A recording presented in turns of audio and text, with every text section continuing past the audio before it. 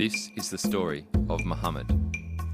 It is based on the Martin Lings book, Life of Muhammad, published in 1983.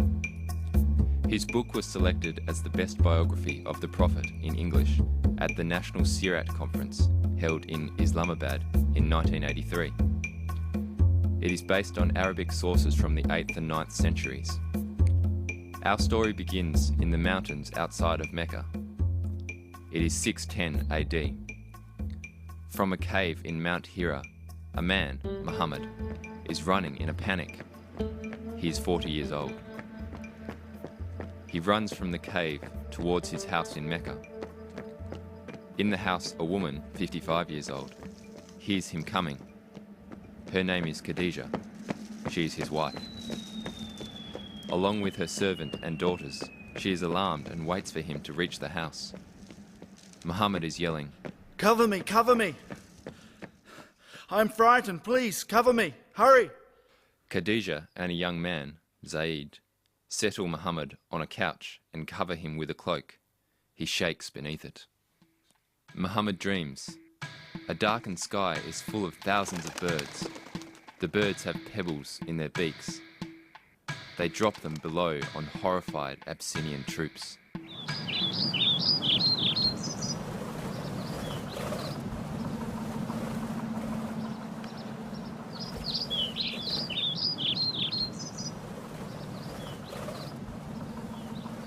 A heavily pregnant woman in her 20s, named Amina, greets her cousins, men also in their 20s, who have arrived from their journey, trading goods with the caravan.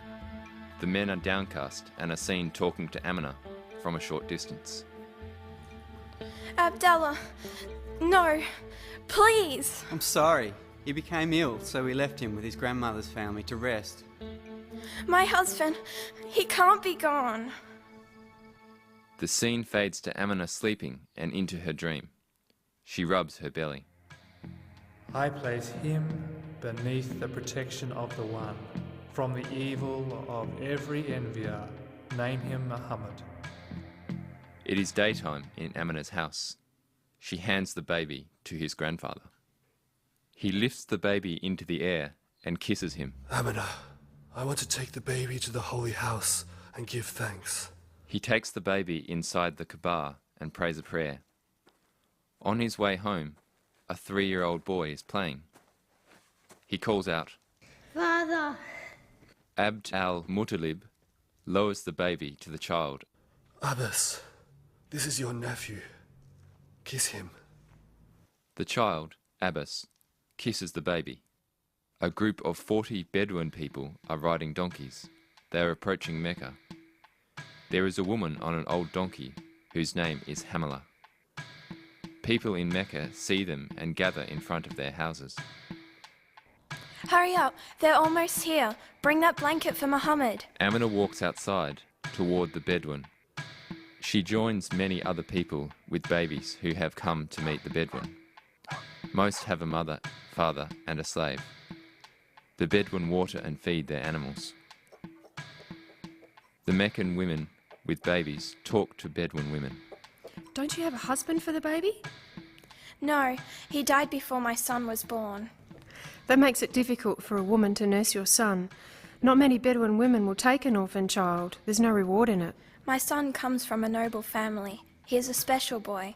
I know he will bring you and your people great rewards. Please, I want you to take him with you. Teach him about the desert. When he is ready, bring him back. The scene transitions to the future. 2 boys are playing with some lambs in the desert, near Bedouin tents. Hamila and Harith are talking. The boys are playing away from the camp.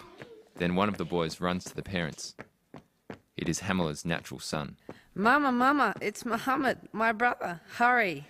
What is it? What's wrong, son? There were 2 men. They came. They did something to his chest. Harith and Hamila run to Muhammad. Hamila picks up Muhammad. "Are you hurt? Where are the men?" "My chest, it hurts. 2 men in white, they opened my chest." There is a mark on the boy's back. That's all? This has always been here. I don't see anything else. What does this mean? I've got a strange feeling. It could be a bad omen for us. It's time to take the boy back to his mother. In Mecca, the boys are playing outside. Hamila talks to Amina. It's time Muhammad came back to be with you. Why did you come so suddenly? You didn't send any message. Is something wrong with him? It's all right. He's a good boy. We've done all he needs. I know there is something else. You brought him back too suddenly. Tell me what has happened. He frightened me. He collapsed a few days ago. It said 2 men cut his chest open. We found nothing, of course, but it gave me the chills. I think it is only a good sign. Leave him with me and have a good journey home. Muhammad is now 5, playing happily with his cousins in Mecca. Amina prepares 2 camels. She is tightening the packs and is dressed for a journey. Baraka, find Muhammad. We are leaving now. It is time for you to meet some more of your relatives, Muhammad. Today is the day we travel. We're going on a long journey today. Where do they live? In Yathrib. Come, you'll ride with me. It's a few days' journey, but the weather's in our favour. Are you holding on tightly, Muhammad? All right, Baraka, let's move off. They move off and meet up with a northbound caravan outside of Mecca. They join their relatives in Yathrib. Muhammad watches as his relatives swim and laugh in a rock pool. I've never swum before. I'm afraid. I'll just watch for a while. I'll show you what to do. Come in. My boy has had such a good time being here. He is quickly growing into a man, like his father. You swam today, Muhammad. That is very special. He learned to stay afloat quickly. His cousins love their little Muhammad. I want to stay here, Mother. Do we really have to go to Mecca so soon? There is a caravan that we can join the day after tomorrow. It will be heading for Mecca. It is time to return, son. Baraka will pack tomorrow. Amina, Muhammad and Baraka, their slave, are mounted on their camels and join the caravan as it moves through the desert. You're going so slowly, Amina. Do you need some food or water? Are you all right? I'm feeling faint, Baraka. Could you take the reins for a while? Of course. Muhammad, hold steady. After a short while, Amina shudders and lets out a stifled cry of pain. Mama! Mama! Baraka, please stop. Amina, I have to get you down. We'll stop here. Let's rest. The caravan can go on. We can't keep up. They leave the caravan and climb down from their camels. Abdullah, you are here with me. I see you. Muhammad is crying inconsolably and Baraka tries to comfort him. Amina slips from life to death. Joined and aided by some travellers, Muhammad and Baraka travel with them back to Mecca and on to Muhammad's grandfather's house. He is now about 80 and Muhammad is nearly 7. Muhammad cries to his grandfather. Muhammad's grandfather takes him by the hand and leads him to the Kaaba. The grandfather invites Muhammad to sit with him. The grandfather's son, Hamza, follows them to the Kaaba. Muhammad, you can't sit with my father. You can come with me. We can play. Hamza, I want to sit here. Leave me alone for a while. I'll find you later. We can play. Hamza turns back home and leaves Muhammad and his grandfather sitting together in front of the Kaaba. Hamza's uncle takes his hand and says to him, Your father spends his time quietly now, in front of the holy house. He spent his life taking care of it. It's not right for Muhammad to annoy him, sitting on his couch. That's a special place that needs to be earned. Get him to play with you, Hamza. He's not interested in playing, Uncle. I've already asked him. A tribe makes a pilgrimage to the Kaaba. Muhammad follows, watching from a small distance behind. Muhammad and his uncle, Abu Talib, are at the deathbed of the grandfather. Muhammad is 8 or 9 years old. I'll take care of the boy, Father. Fatima and I will raise him as our own.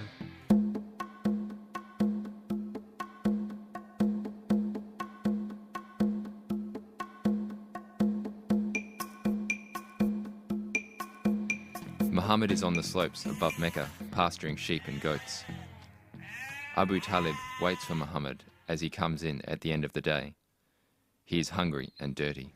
Muhammad, I'm going to Syria for some business. Because you've been working hard for me, I'll take you along. I've arranged to join a caravan tomorrow. Organise some things for the journey, Muhammad. The Meccan caravans make their way through the desert. Uncle, thank you so much for bringing me. I love the desert, the freedom. I remember my foster family. I miss them. Muhammad, I'm very proud of you. You enjoyed helping your grandfather around the Kaaba, didn't you? Very much, Uncle. I love seeing the visitors paying homage at the Kaaba. Maybe I will take care of the Holy House when I'm older. We'll see, Muhammad. You certainly have gifts and a love for Kaaba. We'll be resting when we reach Bostra within the hour. You'll watch and water the animals, okay? At Bostra, the caravans settle to rest in a camp. While they are still settling, they have word from a Christian monk whose cell is nearby. The message is an invitation for the members of the caravan to share food at the cell. Muhammad is the last at the camp, but he is eventually brought along to meet the monk. The monk reads to the group from the Gospels. You've brought along your son. He's a fine-looking boy. Yes, he is. I'm proud of my boy. There is something. I have a feeling you're not actually his father. Yes, that's true. He's my brother's son, but his father died before the boy was born. I see something special in this boy's future. Protect him. Back in Mecca, Muhammad trains with his cousin, Hamza. They are both 16 to 18 years old. Hamza is training and showing Muhammad skills. They wrestle and shoot arrows. Hamza is an excellent shot. Pull back on the bow harder, Muhammad. That's right. Hold it steady as you breathe in. Now focus on your target. Stay calm and focus. Now, let go gently. I'll never have your natural skills and strength, Hamza. You're a born warrior, born for battle, born for victory. You've got great skills, Muhammad. You've learned so much from my father. Things that I never bothered with. Things about the Kaaba, the gods of the tribes and the Black Stone. One day you will lead warriors like me and you'll take what you want. I've been to Syria. I've seen the order in their community. The Roman authority there makes sure there is justice. In Arabia, we live in chaos. The tribes fight, then demand revenge. We are weakened by our division. The Arabs need to unite in strength. In the market, a merchant from Zabid is arguing with a Samite who has purchased goods from the merchant but will not pay. The Samite is cocky and acts as though he can get away with this. The merchant, a stranger to Mecca, appeals to the Quraysh. The Quraysh are the tribe that Muhammad's grandfather comes from. They are entrusted with taking care of the Kaaba and welcome visiting tribes who make their pilgrimage to the Kaaba. I appeal to you, Quraysh people. I've been robbed by a Shamite. I don't know anybody in Mecca. I just want justice. I ask you, the Quraysh, for your help, for your justice here. A wealthy man steps up to speak to the merchant. Muhammad is amongst the small crowd who watch. The wealthy man is seen leading the man to his house, where a meeting takes place. A group of Quraysh follow them, as does Muhammad. Upon further discussion at the man's house, the group walk to the Kaaba. In a ritual, they pour water over the black stone, then catch the flow in a jug. Each man drinks the water from the jug. They raise their right hands above their heads. They make a vow. For every act of oppression in Mecca, we'll stand together as one against the oppressor until there's justice. We'll stand up for both the Quraysh and those from outside Mecca. In the markets of Mecca, Muhammad is trading. There is a well-dressed woman in her late 30s named Khadija. A large container of dates tumbles off the stack and spills. Muhammad assists Khadija to tidy up the mess. Whoa, that was close. I'll help clear this up. Are you all right? Yes, a lucky escape. What a mess. Thank you for being so kind. I've seen you before. I know you. You are the son of Abu Talib, aren't you? I would have seen you at the Kaaba. I've heard good things about you. It is Muhammad, correct? Abu Talib is my uncle. My father died before I was born. I have seen you also. You are of the Christians. Your caravan is one of the best in Mecca. You do very well. Thank you. I'm Khadija. My cousin pastors the church in Mecca. You may have heard of him, Wara bin Yufal. Yes, my caravan is a good business. Right now, I need someone I can trust to look after it. I need someone to organise, an excellent manager for my business. How would you react to such a proposal? I would be willing to pay someone who I can rely on. Khadija, that is flattering. Thank you for such confidence. If you feel I am capable, I'd certainly lead your caravan for you. I've heard that you've had the experience in this business. You will be fine. As a boy, I took care of my uncle's camels. It taught me a great deal. I've made several journeys recently, trading for a merchant. He's become too ill to travel himself now, so I do the trades. I've made very good money for the both of us. I have the feeling you'll be the right man, Muhammad. The next caravan will be loading and preparing for the journey to Syria next week. I want you to come here then. Let's see how you do in charge. At sunrise, Muhammad packs some belongings and leaves his house. He makes his way to the meeting with Khadija. There are supplies being loaded onto camels. Khadija is giving instructions to a worker when she sees Muhammad. Muhammad, over here. Have you eaten? Take some bread and tea. Here, have some dates. You will be overseeing these men. Check through the goods we're taking. Take a full account. There are 15 camels. You'll leave for Syria in 3 hours. This boy is Maysara. He is my boy, but he'll accompany you and be your assistant. He knows the route. He'll be a great help to you. Muhammad and Maysara prepare the load and set off with the caravan. At a stop, Bostra, south of Syria, they rest and camp near some trees. This is the same area where Muhammad stopped with his uncle when he was 9 and saw the Christian monk. The caravan successfully returns to Mecca. Muhammad goes to Khadija's house in Mecca after the trading. Khadija, we did an excellent trade. Here, I've brought the profits. The goods sold for far more than I had predicted. It was wonderful. Maysara was the perfect helper. The markets were busy, and the demand for our goods was wonderful. As Muhammad talks, Khadija is more engrossed with Muhammad himself than with the report of the journey. She is 40, he is 25. Thank you, Muhammad. You did exceptionally well. Please, you will stay for some refreshment? Sit down. You look so well. The desert air suits you.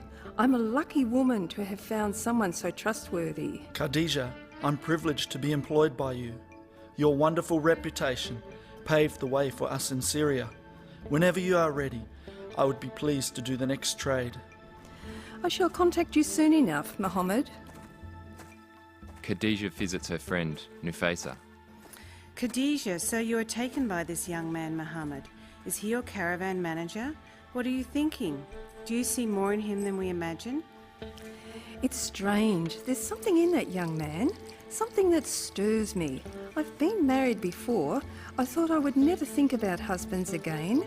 I feel that part of my life was over. The children, the husbands, I don't know what it is. I don't know if he thinks about me at all. Look at me. I'm 15 years older than him, almost enough to be his mother. You still have your beauty, Khadija. You are beautiful and successful. You have your wealth and comfort. I have heard only good things about this man, Muhammad.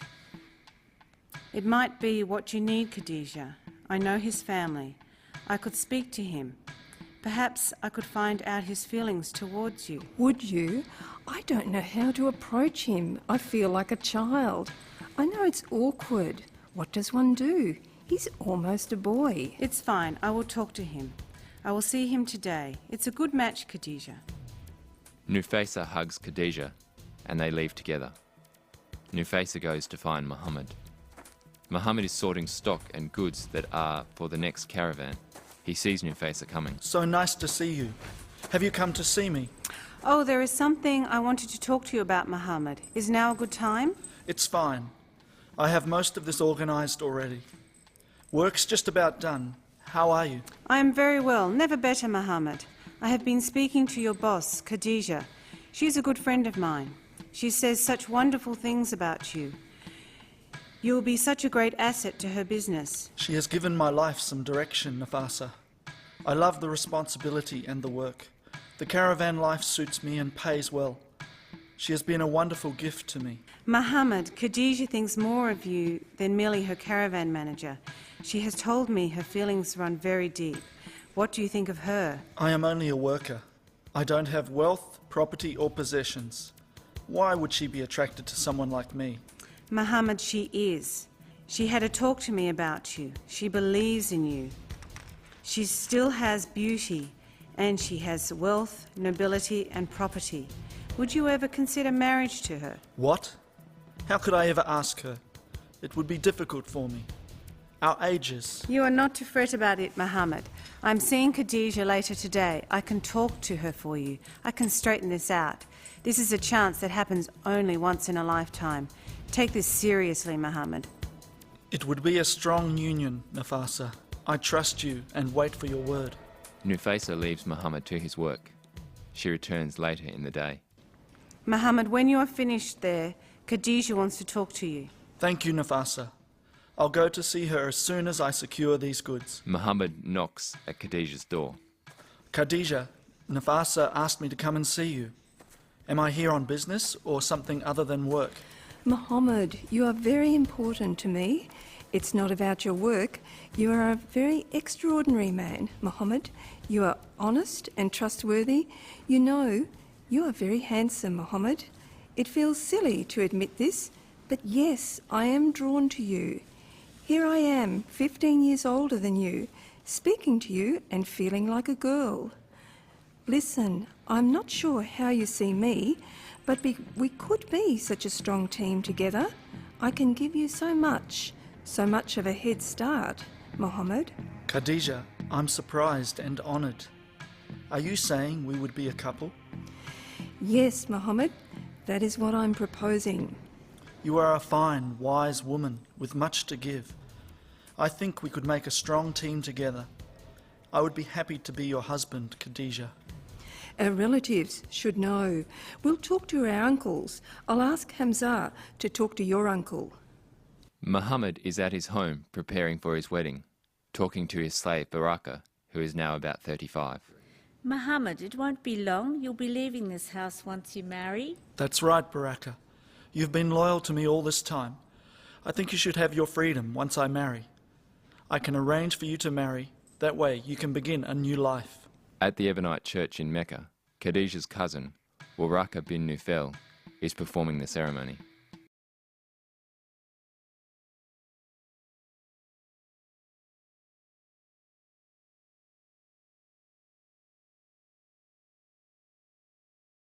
Khadija gives Muhammad her 15-year-old slave, Zaid. Zaid, come to meet Muhammad. He'll be your master now.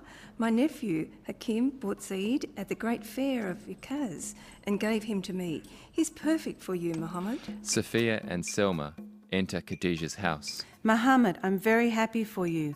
You're so lucky. Khadija has a beautiful home. I hope there will be lots of children to fill it up before long. I'm sure there will be many. I want a son like Zubair here first. Khadija is giving birth and Salma is the midwife. Khadija, wonderful news. A baby boy for Muhammad. Tell Zaid to find him. Zaid runs to Muhammad as he leaves the Kaaba. Muhammad, the baby has come. Muhammad, it's a boy. It's a boy. God has answered my prayers, Khadija. My first child is a son.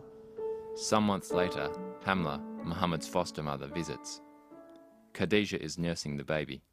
Muhammad greets her. Well, mother, how are you? Come in, please. It's been such a long time, mother. Their caravan is on its way through the desert. Muhammad and Hamla arrive at the Bedouin camp to say goodbye. As the caravan passes the place where Muhammad saw the Christian monk as a boy, he has a vision of the scene again and hears the monk reading scripture. In Mecca, Muhammad packs some provisions. He is about to leave Khadija's house. He hugs her. There, you have food and water to last you for a short while, Muhammad. Yes, this will be fine. There is a favourite cave of mine that I discovered when I was a boy. I'll take some time to think, some time to pray. I'll stay 1 or 2 days, Khadija. It is in that direction, Mount Hira. It's not more than an hour or so from here. Waraka has great hopes for you, Muhammad. He believes you've got a special place in God's heart. Go. Now spend some time with things that aren't worldly. Go in peace, Muhammad. I'll send Zaid to see you tomorrow. Muhammad makes his way to the caves. He enters the cave that overlooks Mecca. He settles and looks out. It is dusk. When Muhammad returns, Khadija is holding his son. She hugs him and welcomes him home. The next day, Khadija is up early. Muhammad still sleeps. Khadija comes in with the 2-year-old baby, panicky. The baby is ill. Muhammad quickly wakes. Muhammad, the child has a fever. He's limp, there's no life in him. Help me, he's barely breathing. The servants are with Khadija. She is rocking the baby, who is sweating and very ill. My son, my only son. Get somebody here now. Muhammad cries. During the next hours, the baby dies after efforts are made to revive him. Muhammad is broken. 12 years later, Muhammad has 4 daughters and another son with Khadija. The second son dies also.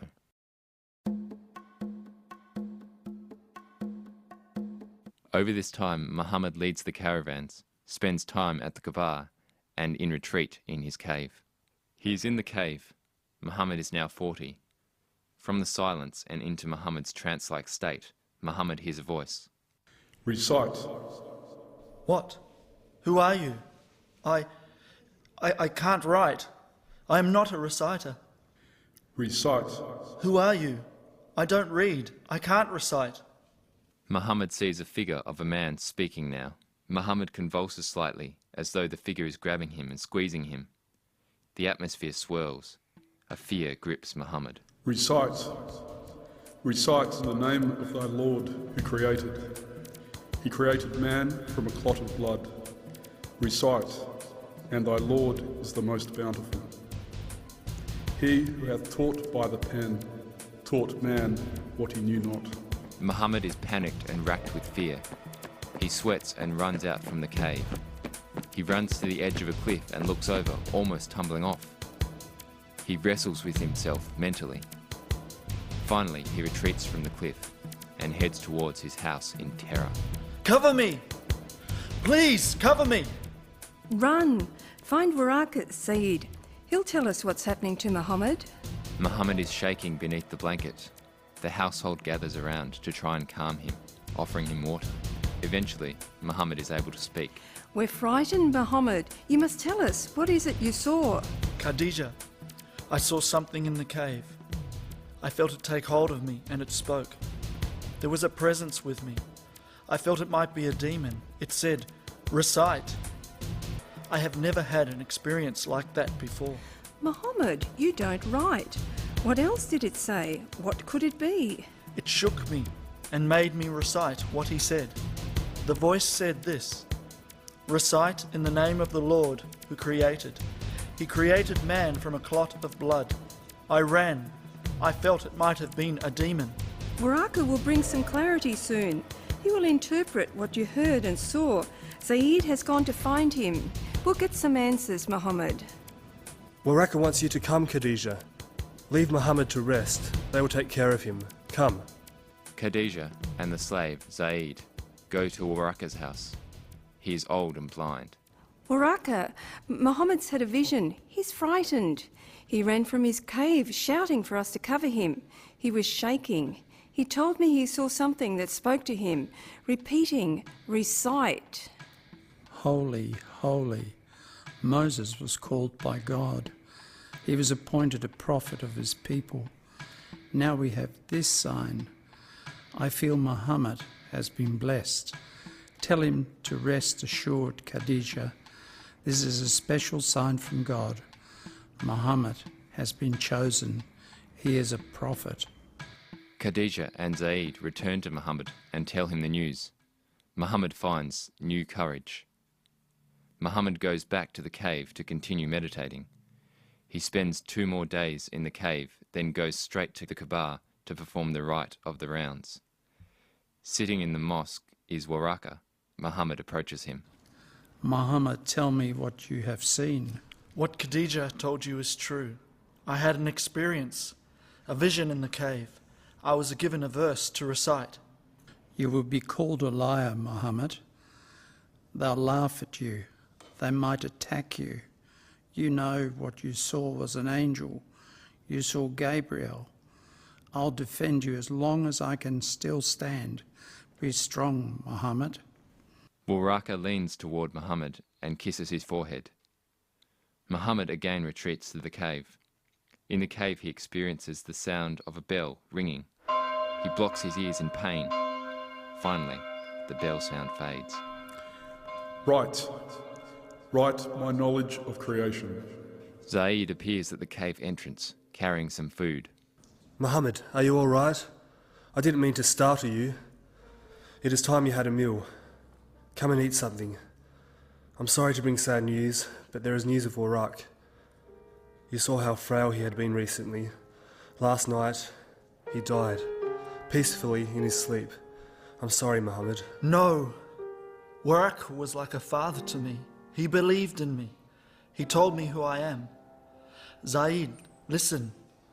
Did you hear that ringing? My ears, they were filled with a ringing sound. I heard that voice again, telling me to write, and the ringing of bells in my head. Muhammad, you look tired and troubled. You've been sweating. Let me help you. I'll get you home. I believe in you, Prophet. You're kind, Zaid. It is time for a meeting. I need to proclaim what I've heard. People walk towards the first meeting, converging into the house of Al-Aqwam. About 25 people are at the meeting. Listen, I feel I am ready to reveal God's word to you. Do you believe I am the prophet? Yes, you've opened my eyes. You've shown me I was wrong to worship dead idols. Al-Aqam is a true follower. Thank you for the use of your house, Al-Aqam. You have a great belief that encourages others to join us. Khadija was the very first convert, then your cousin, Ali. Khalid, he had a dream. Boy, tell us the dream you had. I came to Abu Bakr in terror. My dream was so real. It shook me for days. I was standing over a pit of fire when my father tried to push me in. Just as I was about to lose my struggle, I felt I was being pulled back. I looked to see that it was you, Muhammad. You are the prophet. Khalid, good work. Listen, everyone. This will be the religion of submission to the one God and his prophet. Disavow Alat and Al-Uzza, the idols, and renounce any rivals. When I hear the voice, I'll tell you what I've heard, and you'll recite. Muhammad frequently visits the cave. Mostly, nothing happens. He is expectant, but no revelations come. Muhammad despairs. Outside the caves on a cliff, he stands at the edge as if he will jump off. A small rock tumbles. He steps back. Returning to the cave, finally, Muhammad has another episode where he is frightened. He sees something. No! No, please cover me, I'm frightened. Cover me! You, covered in your cloak, get up and warn people. Recite what you hear. Purify yourself, for you carry a heavy weight. Two followers meet in the marketplace. They recognize each other and discreetly greet each other with, "Peace be on you." The Prophet says it's time to address the tribe. There'll be a meeting and a feast tomorrow. About 40 men from the tribe of the Bani Hashim attend a feast prepared of mutton and milk. Ali is by Muhammad's side. Ali, make sure everyone has enough to eat and drink. Is he intending to cast some sort of spell over us? What's this meeting about? Why is he putting on a feast? Listen to what he has to say. He has heard from God, from Allah. Muhammad is the prophet. We don't need another prophet. Our forefathers taught us how to pray. That's all we need. We have our rituals, they work for us. Listen, I don't know of any Arab who came to his people with a nobler message than mine. I'm here to bring you everything that this world has to offer and paradise in the next world. I'm here to bring you the one God, Allah. Will you submit to him and his prophet? Who of you will help me?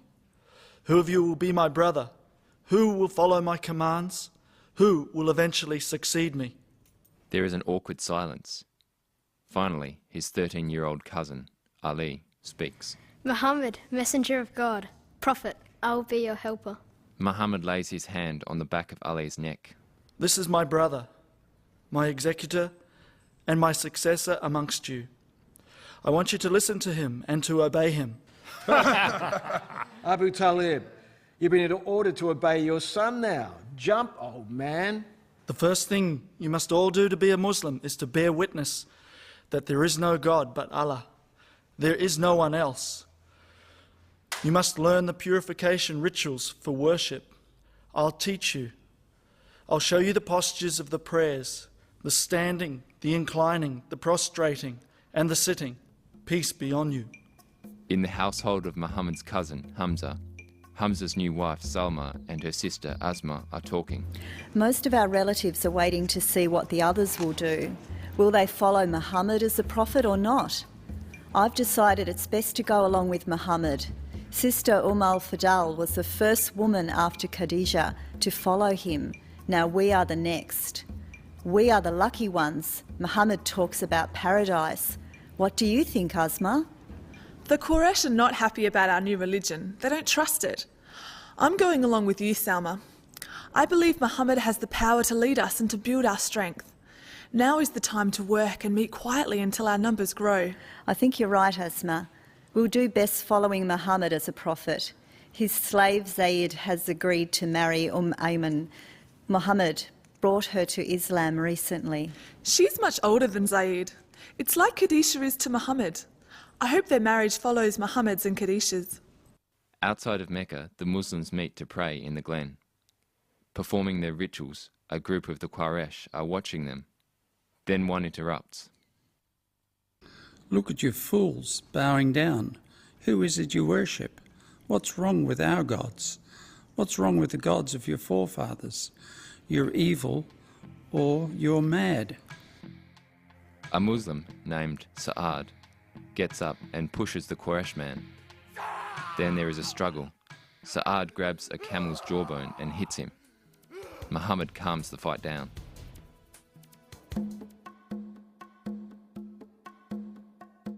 The Quraysh men meet with Abu Talib.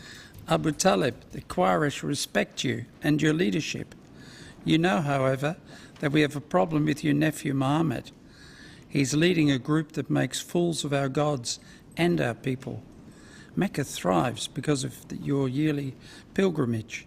We can't let something so essential to Mecca be threatened by an upstart like your nephew. There will be blood on your hands. I understand. I apologise for any insult to the Quraysh caused by my nephew. I'll speak to Muhammad and work this out.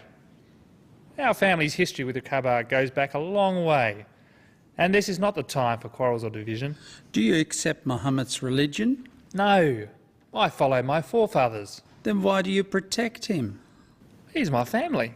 Listen, nephew, I have tried to be a bridge between you and the Quraysh, between you and the traders, but your ideas are spreading the seeds of unrest and offence. People don't want their traditions, their forms of worship, to be challenged and mocked.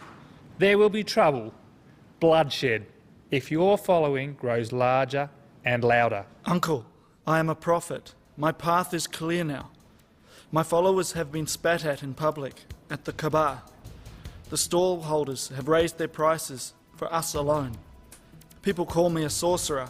They say I'm possessed. With the pilgrimage coming soon, the Quraysh plan to warn all the visitors coming into Mecca against you, Muhammad.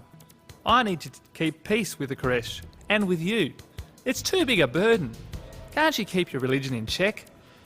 I swear by God, if they put the sun in my right hand and the moon in my left to tempt me to give up my path, I wouldn't. I will fight until I see victory for Islam. Go then, Muhammad. I'll stand by you. Muhammad enters the Kaaba. He begins the 7 rounds. He kisses the black stone. He passes round once and is heckled by some from the Quraysh. He passes a second time, then the third. They slander him again. You are possessed, Muhammad. You don't belong here with your new god. You're a disgrace. Leave Mecca. Those who reject Islam must be killed. The Quraysh are stunned. They meekly let him pass. Muhammad finishes his rounds and leaves. I was insulted again in the Kaaba. Anger here is building against us. There's too much pressure in Mecca. The solution might be for us to retreat for a time outside the city. That way we will grow closer and stronger, away from constant harassment. Hamza, you were brave to stand up for Islam and for the Prophet. Hamza confronted Abu Jahl at the mosque after he abused me. He is a true Muslim. He doesn't bow to Quraysh. Muhammad, I believe in the one God and you as his prophet. I'll stand by you as you spread your message. We are dividing in Mecca as some follow you and some oppose you. Whatever happens, you have my word, my sword, and you have my strength. Muhammad, I will welcome a strong defender of Islam. His name is Bilal. He's a slave I had freed after I found him being punished for not renouncing our one God. His owners took him out at midday and piled heavy rocks on him to make him deny you. He wouldn't. I managed to free him by exchanging one of my slaves, a younger and stronger slave, for Bilal. Welcome, Bilal. Your loyalty is what is needed now, as we grow stronger. I have heard that in Abyssinia, the Christian king is a fair man. I've heard he is a sincere man and a believer in one God. I propose that we seek protection there.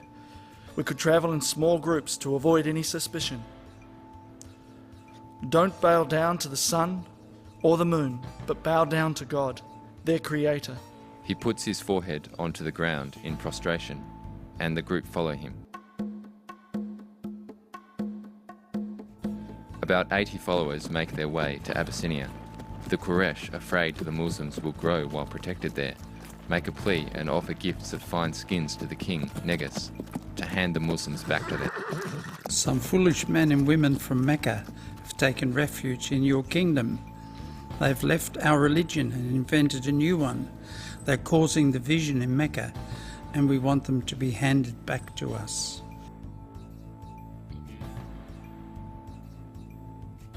The king Negus summons the Muslims to him to quiz them. I will have them brought to me, and I'll question them myself. If I find them to be innocent and honourable, I shall protect them. When they were gathered, Negus asked them, What is the religion you follow? Why has it separated you from your people? Jafar is the representative in Abyssinia. He resembles Muhammad. In Mecca, we worship stones and idols until the messenger of God called us to the oneness of God. This is the reason our people have turned against us. We are grateful that we have your protection in Abyssinia. Thank you. Do you have any revelation from your prophet? Yes, I recite from the Sirat of Mary, and make mention of Mary in the book when she withdrew from her people unto a place toward the east, and secluded herself from them. And we sent unto her our spirit, and it appeared unto her in the likeness of a perfect man. He said, I take refuge from thee in the infinitely good, if any piety thou hast. He said, I am none other than a messenger from thy Lord, that I may bestow on thee a son most pure. She said, How can there be for me a son, when no man hath touched me, nor am I unchaste? He said, Even so shall it be. Thy Lord saith, It is easy for me, that he may make a sign for mankind, and a mercy from us, and it is a thing ordained. This is from the same source as our religion, it seems. What do you say of Jesus? Muhammad taught us that Jesus is a slave of God, his Spirit, his messenger and his word, which he cast unto Mary the Blessed Virgin. The generals around the Muslims shuffle and snort at the answer, but Negus is impressed. I'm satisfied. You speak well of Jesus and Mary. Go, you are safe in my country. You must return to Mecca without these people. They are protected in my land. Muhammad remains in Mecca and persecution is stepping up. Abu Jahl is a fierce opponent of Islam and heard from the Quraysh envoys of the protection in Abyssinia. Abu Jahl and his nephew Umar meet with the Quraysh envoys. Uncle, I can't believe that Muslims are protected in Abyssinia. They make a mockery of all that we believe in, and they divide our families. As long as Muhammad's followers remain in Mecca, we're threatened. Pressure on Muhammad must be increased. He should be killed. Umar, I've heard your own sister and brother-in-law are now followers of the new religion. Is that true? You are lying. I'll see that you are. Umar goes straight to his sister Fatima's house. He bangs on the door and enters. Fatima and her husband, Saeed, have been reading from a manuscript that has verses from the Quran. Umar grabs the manuscript. Is this nonsense from Muhammad? Umar, leave that alone. You can't push in here and take our things. We are both followers of the Prophet now. We have heard him and believe him. Umar pushes Saeed, and Fatima tries to pull him away. He slaps her. Do what you want with us. We are with the Prophet now. I'm sorry. Give me that manuscript. Let me see the lies that seduced you. Wash yourself first, Umar. Take off your weapon, then you may read it. He washes and removes his sword and belt. He reads the opening of Taha. I'm impressed with these words, Fatima. They are not what I expected. Perhaps I could talk to the Prophet, Fatima.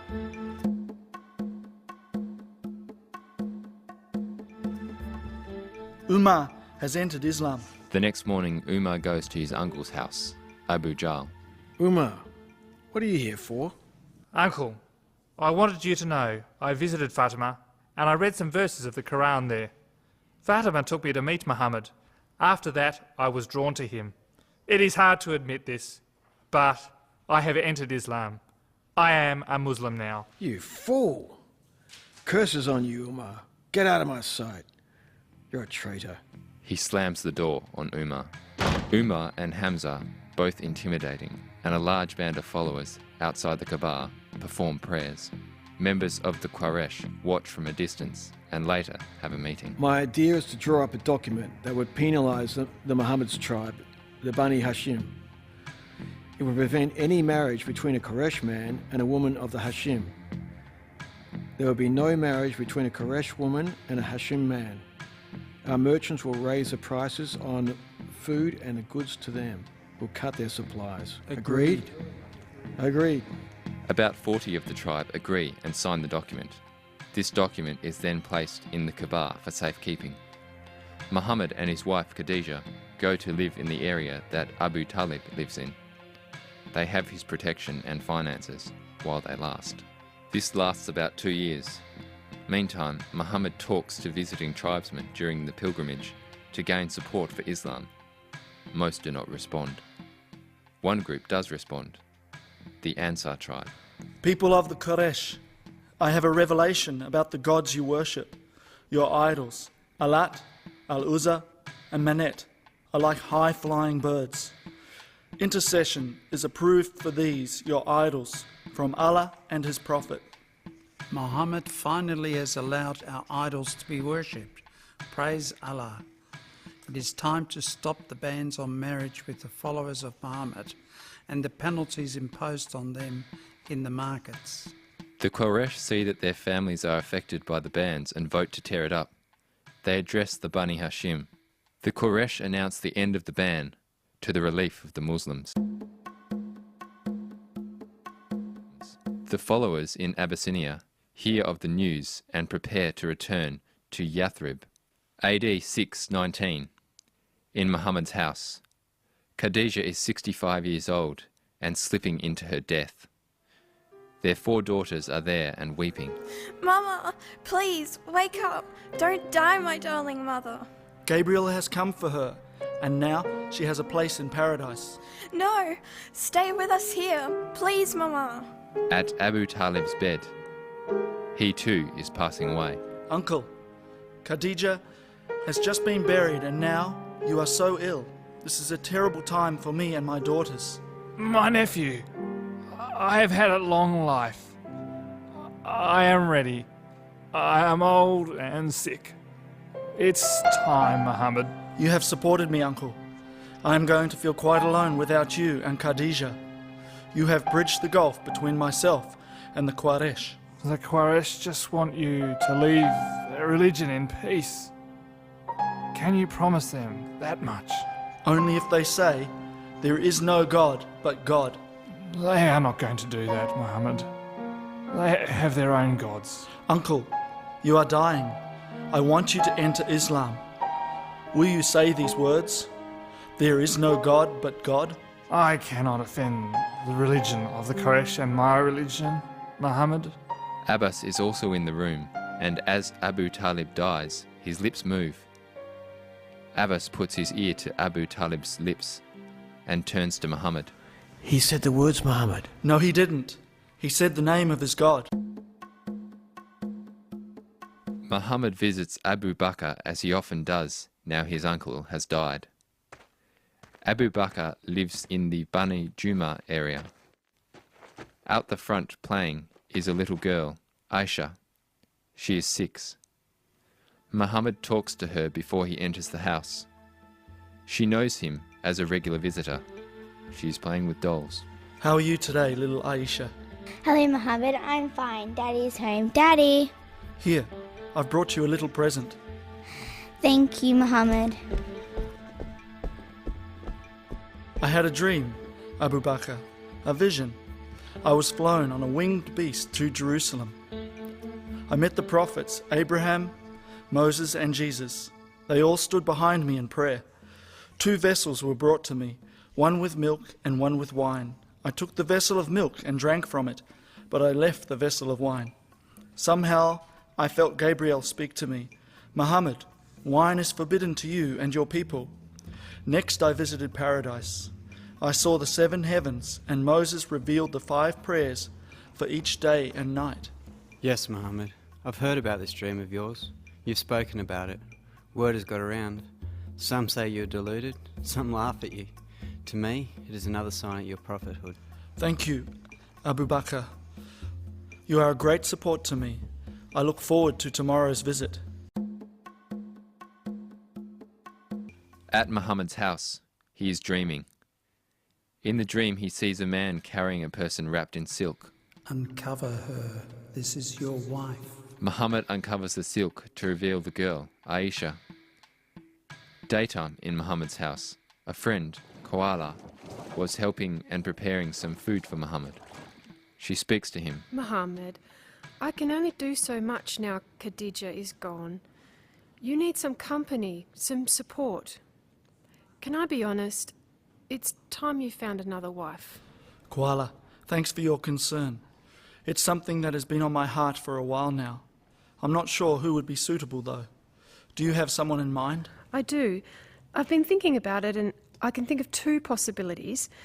There is the daughter of Zamha. Her name is Sorda. She went to Abyssinia with her husband, Sakran. Not long after they returned to Mecca, Sakran died, leaving her a widow. I think she's 30. She would make a good wife for you. There is also Abu Bakr's young daughter, Aisha. She is young, but she would grow up to be a wonderful wife. Koala, I like both of your suggestions. The answer might be to marry them both. Do you think that would be a good idea? Yes, of course, Muhammad. Then I would like you to make the arrangements. Talk to both parties. Abu Bakr and Muhammad finalise the marriage agreement to Aisha. Aisha is outside playing with her friends. Thank you, Abu Bakr, for cancelling Aisha's promise of marriage to Matim's son so she could marry me. She is the wife of the Prophet now. What could be of higher honour? That's right. They are honoured. After the agreement, her mother goes out to her and leads her inside. Aisha, from now on you're not to play out here with your friends. They must now come to you instead. You will play inside the courtyard.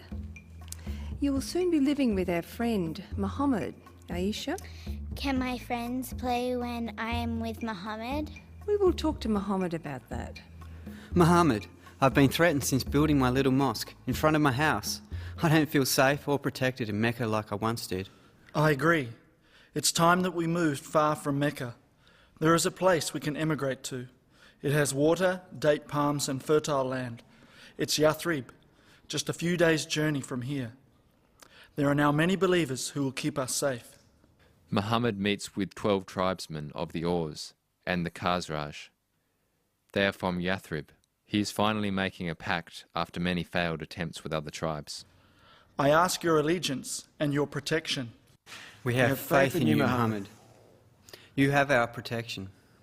We're well armed and respected. Our backing will make you safe. When you return to Yathrib, I will send you with Musab of Abdaddah. He will teach you and demonstrate my example. We will be sending more immigrants to Yathrib in coming months. They will arrive in groups. Our numbers will flourish there with your help. Mus'ab stays in Yathrib for 11 months and returns for the next pilgrimage. Following Mus'ab from Yathrib were 73 men and 2 women, hoping to make contact with the Prophet in Mecca. One of these is an old leader of the Khazrajite tribe. When they are travelling, the group prays towards Jerusalem. This is where the Prophet prays. The old man prays towards Mecca, to the Kaaba. The group argue with him, but he remains firm. In Mecca, at the Kaaba, Muhammad is praying with his uncle, Abbas. A couple of the pilgrims from Yathrib recognise Abbas and go to him. Greetings, Abbas. We've come to meet the Prophet. This is the Prophet Muhammad. It's good to see you again, my friends. That is great news. You give me courage. I'll meet your leaders 2 nights after the pilgrimage. It must be in secret, at the Aqaba, when it's dark. The meeting of the tribes of the Aus and the Khazraj is in a gully, near the Aqaba. Muhammad is with Abbas. Khazraj people, we have respected and protected the Prophet Muhammad. This has made it possible for him to remain in Mecca. Now it is time for you to promise full protection to him. If you are not willing or capable of this, I want you now to leave. We understand, Abbas. Let's hear from Muhammad. I make this pact with you on the condition that the allegiance you pledge shall bind you to protect me as you would your women and children. I want you to make a pledge. Bara takes Muhammad's hand and says, We will protect you as we do our women and children. I swear in the name of him who sent you with the truth, we will defend you as we defend our families. I swear we are the children of war. We inherit that from generation to generation. Bring me 12 of your men as leaders. They will take charge of their people for me. I offer you paradise. Stretch out your hand. Muhammad enters Abu Bakr's house. Aisha, who is 7, and her elder sister, Asma, are at the house. God will allow me to leave Mecca now and emigrate. And we will be coming too? Yes, we will all go. Where are we going, Papa? Soon we will move to a beautiful place, Aisha. Muhammad, there is a plot on your life. When we leave Mecca, we must leave in secret. Muhammad and Abu Bakr mount their camels at night. They look back at Mecca. Of all God's earth, this is the dearest place to me. It is dearest to God. If I wasn't driven out, I would never had left.